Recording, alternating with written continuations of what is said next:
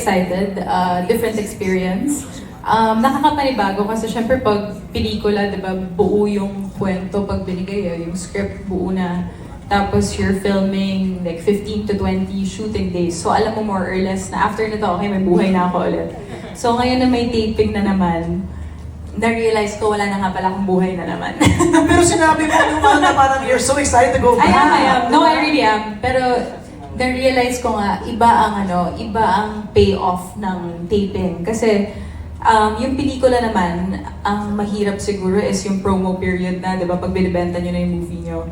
Ito, ang sarap kanina nung nanonood kami sa Trinoma, kahit yung first 3 days lang. I felt like a fan of the show. Like, I was sitting at the edge of my seat, feeling ko, naiingayan na si Gerald sa akin. Sabi ko, Gerald, kinikilabutan ako, like, Tito Jaime. Then I kept, discussing with Tito Jaime na, ang ganda nito, excited na to. Or bakit binali tong character na to?